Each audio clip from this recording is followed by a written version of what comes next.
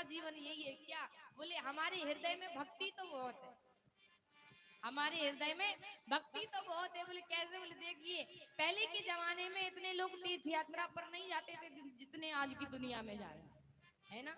बोले आज आप चाहे केदारनाथ हो, चाहे बद्रीनाथ हो, चाहे प्रयागराज हो, कहीं भी आप जाकर के देखें महाराज इतनी भीड़ है कि कुछ कहने की बात नहीं। पहले के जमाने में बुजुर्ग लोग तीर्थ यात्रा पर जाते थे, क्यों? क्योंकि उम्मीद नहीं रहती थी कि लौट के आ जाएंगे कि नहीं। लेकिन आज की दुनिया में तुम्हारा जितनी साधन है, हवा से उड़ करके जाओ और हवा से उड़ के वापस।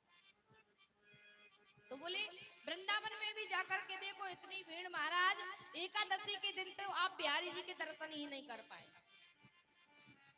कहने का मतलब यही है कि हमारे हृदय में भक्ति तो बहुत है, पर ज्ञान और वैराग्य बिल्कुल नहीं। भागवत का मतलब क्या है? बोले भा का मतलब भक्ति, गा का मतलब ज्ञान, बा का मतलब वैराग्य और ता का मतलब त्याग। भागवत से हमें चारों चीजें मिलती है। अब आप अपने हृदय में किसको ग्रहण करना चाहते हो, किसको धारण करना चाहते हो, वो आपके ऊपर है।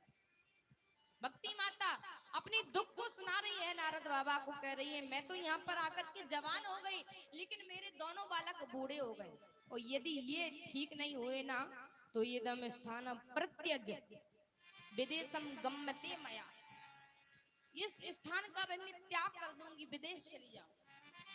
अब महाराज जैसे इतना नारद बाबा ने सुना, सोचने लगे हे भगवान, यदि भक्ति माता ही वृंदावन को छोड़ करके चली जाएगी तो कौन यहाँ के महत्व को जानेगा, कौन यहाँ पूछेगा यहाँ पर भक्ति मिलती? कोई नहीं। प्रार्थना की मैया आप इस धाम को छोड़ करके ना जाएं। मैं भगवान का भक्त होने के नाते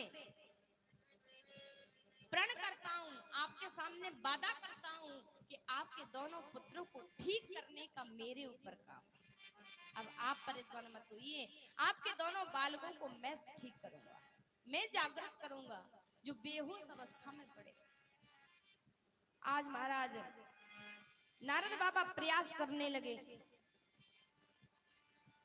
बहुत वेद वेदांतों का पाठ किया, जब कुछ नहीं हुआ तो गीता का पाठ किया। गीता पाठ से थोड़ी सी जागृता आई, आंख खोल करके देखा और थोड़े समय बाद फिर सो गए, फिर बेहोश हो गए। नारद बाबा बड़े परेशान, हे भगवान अब मैं क्या करूं? जब परेशान हो गए महाराज, तो आकाशवाणी हुई, नारद बाबा आप परेशान मत होइए, आपका प्रयास सफल होगा, आपका प्रयास सफल होगा, लेकिन कब? जब आप सत्कर्म करेंगे, आप सत्कर्म करो।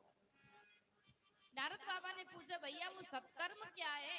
जब से हम सत्कर्म ही तो कर रहे हैं, आप कौन से सत्कर्म की बात कर रहे हैं? बोले वो सत्कर्म हम आपको नहीं बता सकते हैं, ये तो आपको संतों से प्राप्त होगा। और महाराज उसी सत्कर्म को खोजते खोजते नारद बाबा आज संतों में फिर रहे हैं, गृहस्थों में फिर रहे हैं, हर एक संतों से पूछते हैं कि सत्कर्म क्या है। लेकिन महाराज कोई भी नारद बाबा को जवाब नहीं देता है, कोई भी उत्तर नहीं देता है। क्यों महाराज? क्योंकि नारद बाबा ही तो सब संतों को ज्ञान देते हैं। नर नारायण से जो नारद को प्राप्त होता है उसी ज्ञान को वो जंजर में प्रचारित करते हैं। और बोले आज नारद जैसे संत परेशान है, वो हमसे सत्कर्म पूछ रहे हैं, जिनसे हम पूछते हैं तो हम क्या उनको जवाब देंगे? जिस संत से पूछते हैं तब शांति हो जाते हैं, किसी की बोलने की हिम्मत नहीं। की ठोकरें खा रहे हैं, पर उन्हें कहीं भी अपने प्रश्न का जवाब नहीं मिला। तब नारद बाबा ने सोचा कि अब तो बद्रीनाथ में चल करके नर नारायण से ही पूछना पड़ेगा कि वो सत्कर्म क्या है।